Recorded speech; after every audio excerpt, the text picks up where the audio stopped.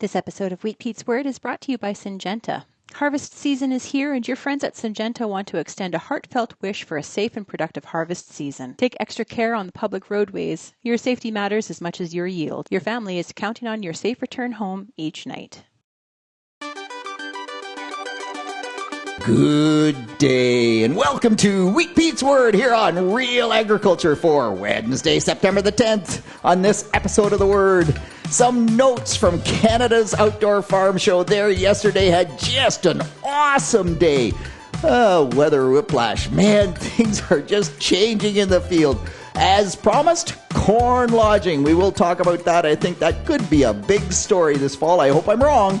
And then cover crops, fertility, and whatever other agronomic issues I can get to before I once again run out of time. Let's go!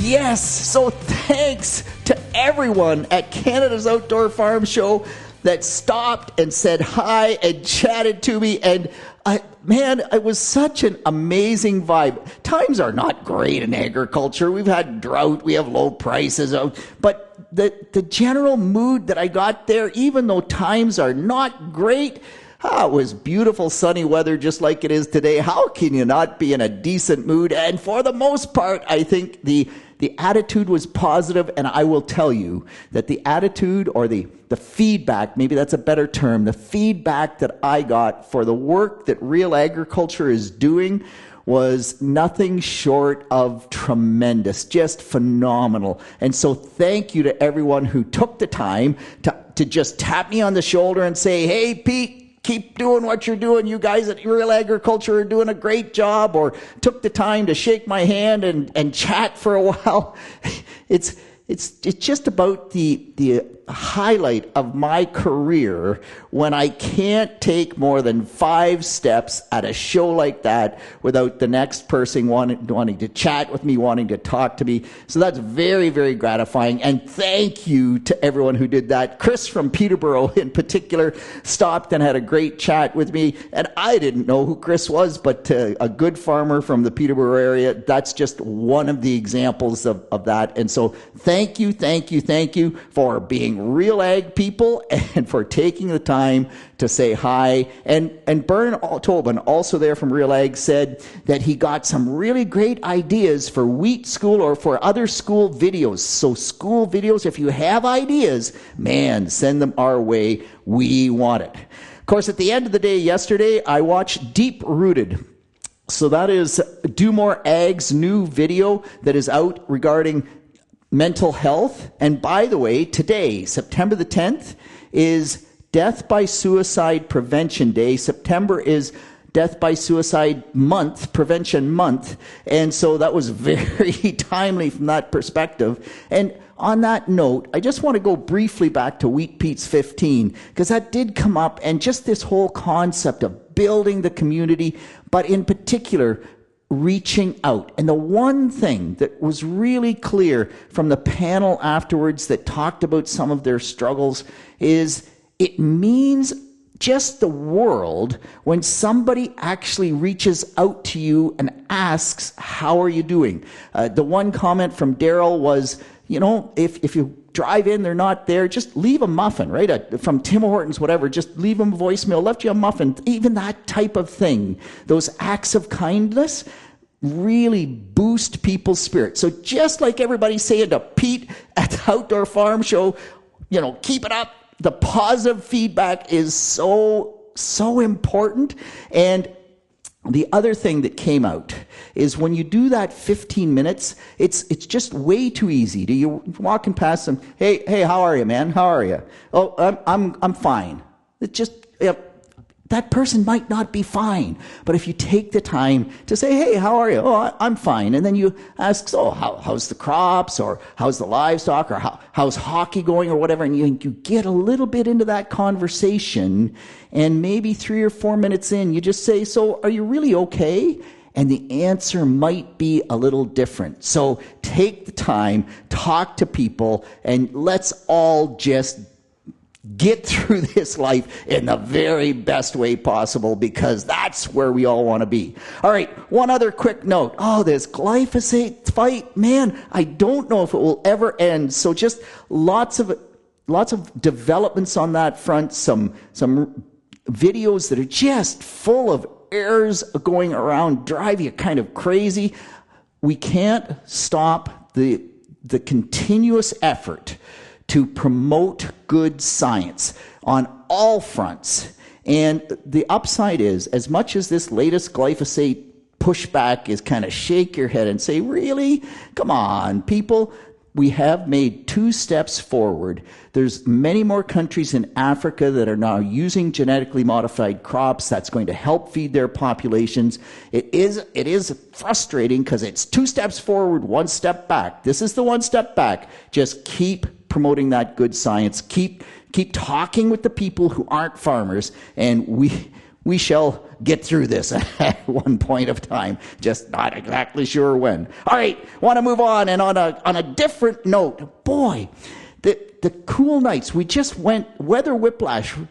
I mean, we went from cool weather back in June to boom summer, and then we go from boom summer to just fall conditions overnight. It really is weather whiplash. But what's intriguing about that is how everything has changed as we've gotten cool temperatures, and for some people, as they've gotten rainfall. And it really does make a difference whether you have gotten rainfall, because not everyone has gotten enough rainfall to really change the crops very much, which is incredibly interesting.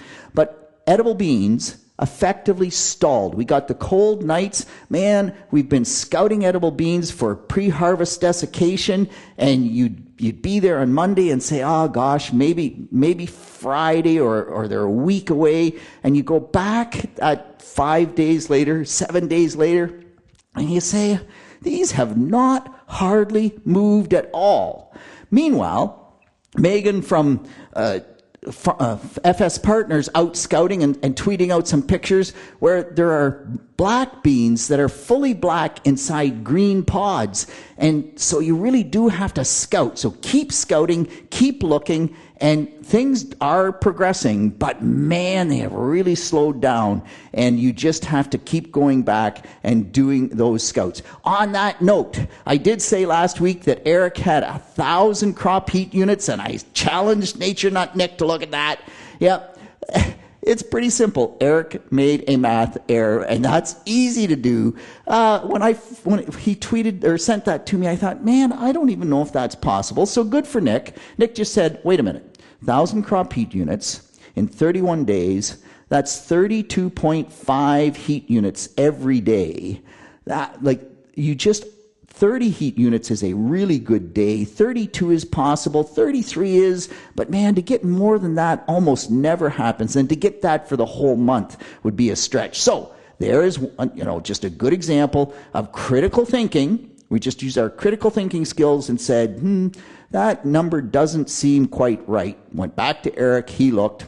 Simple math error. So it was actually just under 800 crop heat units. Still warm, but not nearly as warm as 1,000 would be. All right, I want to just quickly touch on the purple soybeans out there. So lots of reports of soybean fields. You're driving along and soybeans are turning. They're coming in towards harvest, and there's actually beans being taken off right now.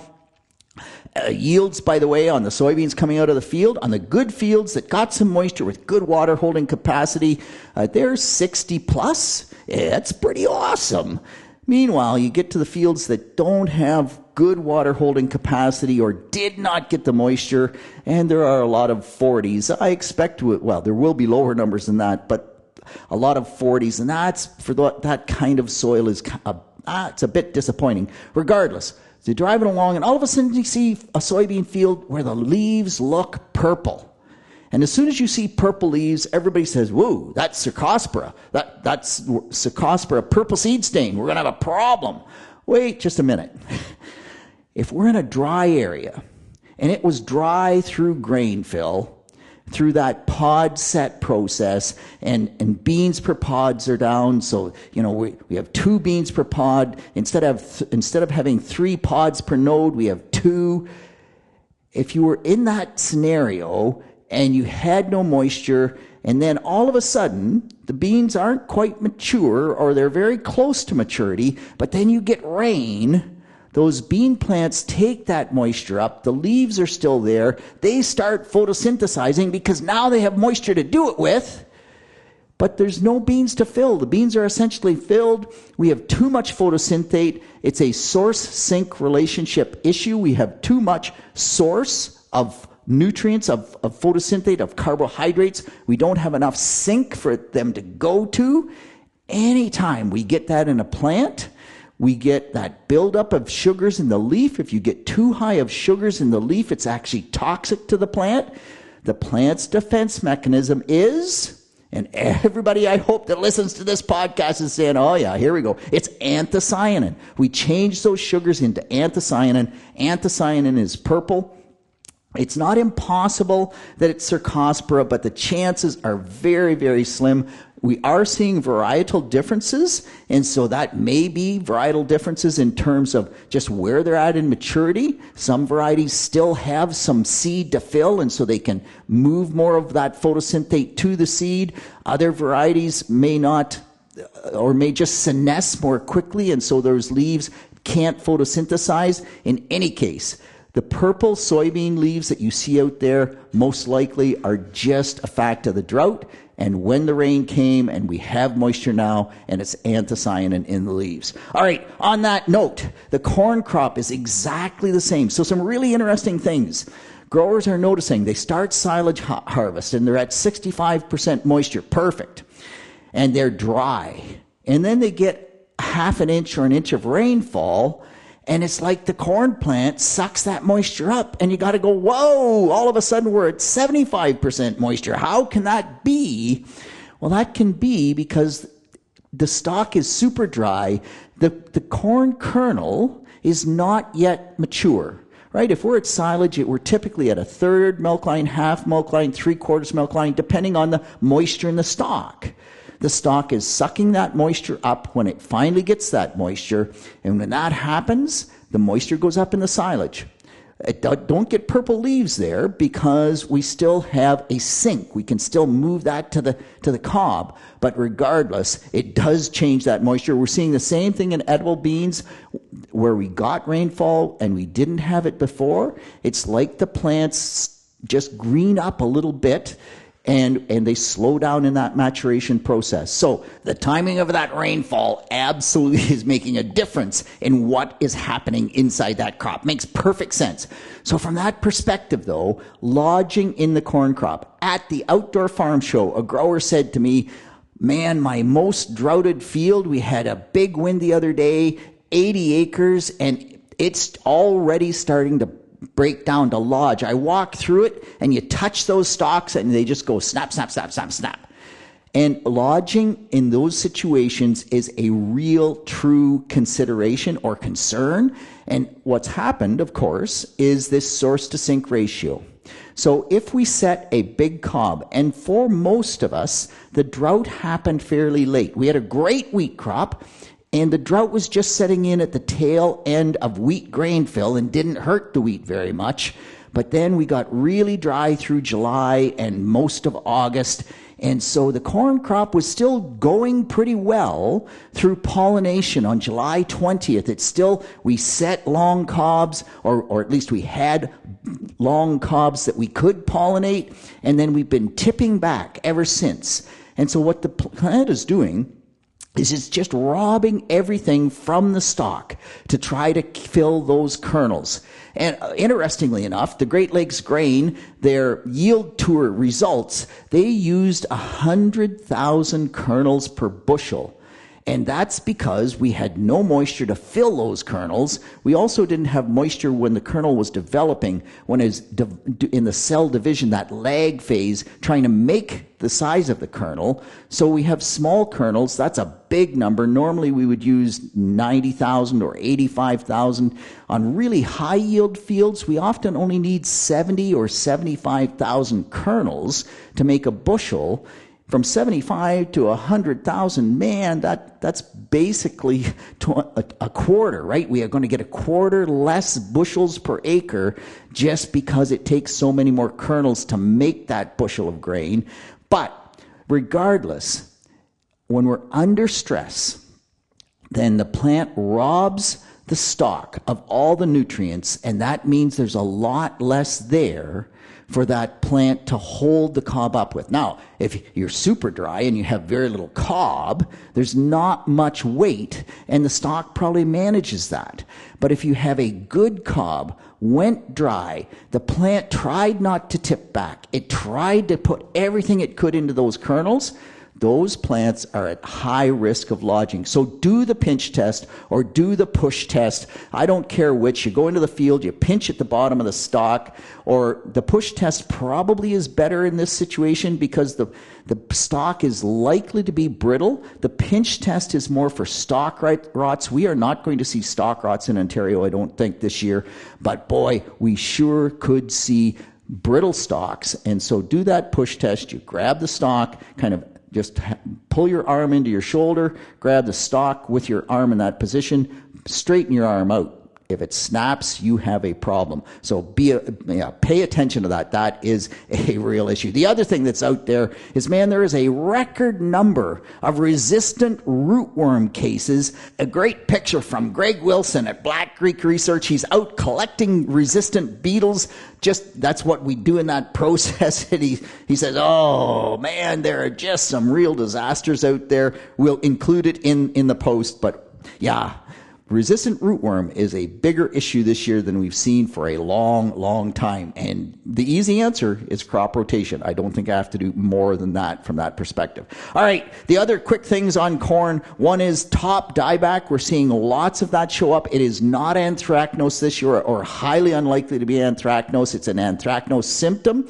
But, it's not anthracnose. It's simply the fact that that plant has pulled everything it can out of the plant from the bottom up till it hits the cob. Once it's hit the cob, then it starts to pull everything it can from the top of the plant down to the cob. And I think that's exactly what's happening with top dieback. The other thing that I will say is that Allison Robertson tweeted out a great post about combine setup. And at the Outdoor Farm Show, there was lots of talk about this. We have to narrow our snapping plates up on the combine header because, man, some of those cobs are small and we don't want them to go through that. We're going to leave the solid shields on the bottom of the clean grain and the return elevator likely in soybeans, or some of those little soybean BBs might drop out. But there's a great article from Iowa State that covers a lot of these tips on combine. We're gonna link it in the post. Lots of things to think about, but I do think that's really important. Kenneth saying, hey, Peter, corn smut. Can you talk to me about corn smut? Every fifth plant, or basically every fifth plant, about the fourth node up from the ground, I have corn smut coming out of the node. Is that genetics? Is that variety just more susceptible? Is it weather? Like, what's going on? And why is it always at the fourth node, and will it hurt the yield? Well, I think, Kenneth, it's pretty simple that it's always at the fourth node. That's a weather thing, 100%.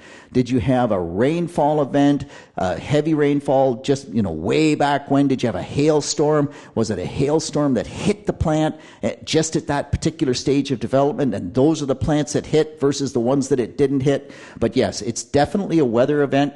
It doesn't mean that the hybrid is not more susceptible. It may be more susceptible, but it definitely is weather related. And when you say yield loss, man, if you have smut splitting the stem at that fourth node, yeah, standability becomes a big issue. And certainly the smut would take some good out of the plant. Like, it's not going to help the yield. It's generally not a huge yield robber, but if it's standability issue, then yeah, it could cause pretty significant problems from that standpoint. All right, I want to move on and just talk quickly. Lindsay sending me a picture of her daughter standing in their cover crop field, and the growth was incredible. I mean, gosh, Lindsay, first off, those turnips, or I think they were turnips, forage turnips, they must have been planted early, and you can tell that Lindsay at Ottawa has had good rainfall, and the sheep are going to love that stuff when you turn them in. But from that standpoint,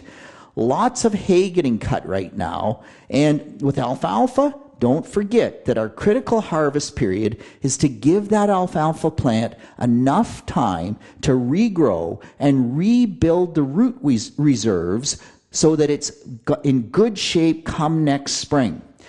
When you are super dry and you don't get more rain, and boy, there is a little rain in the forecast, but so far in much of Ontario, it is staying much drier than we would normally anticipate for this time of year, which is great for harvest.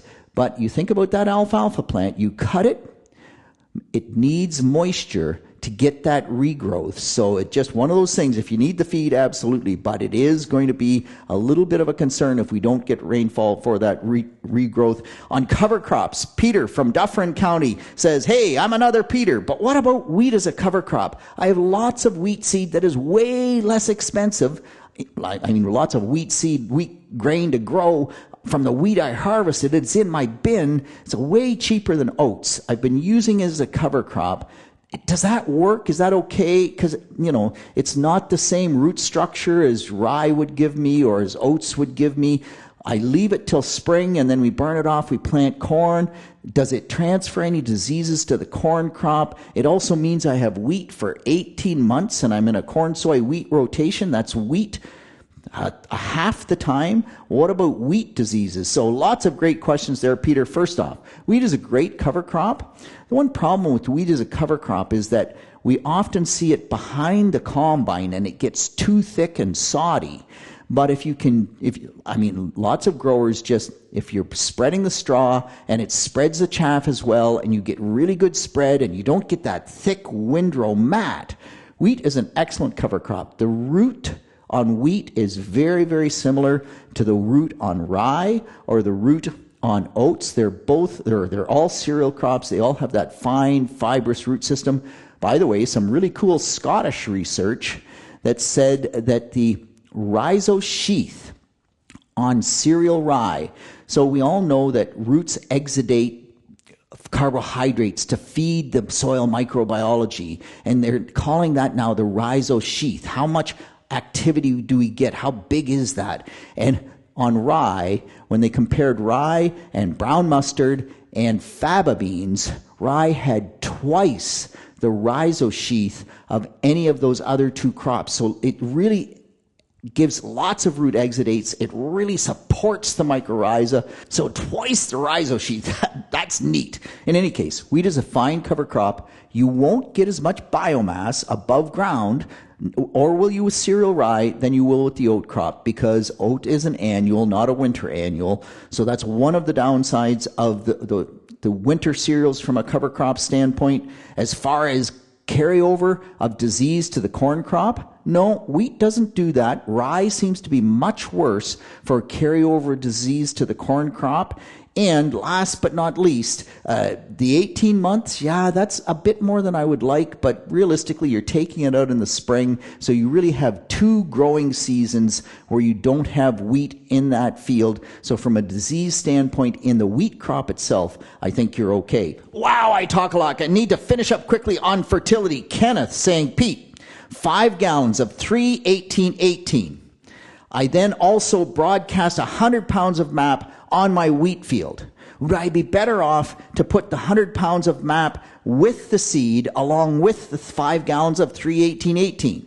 Okay, Kenneth, it's all of these fertilizers, it just comes back to a rate response.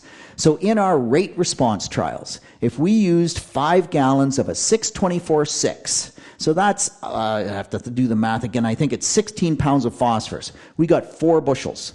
If we went to 50 pounds of MAP, which is 26 pounds of phosphorus, then we got 6 bushels. If we went to 100 pounds of MAP, which is 50 pounds of phosphorus, then we got 7 bushels. Those are rough numbers. So at 16 pounds, 4 bushels. At 26 pounds, 6 bushels. At 52 pounds, 7 bushels.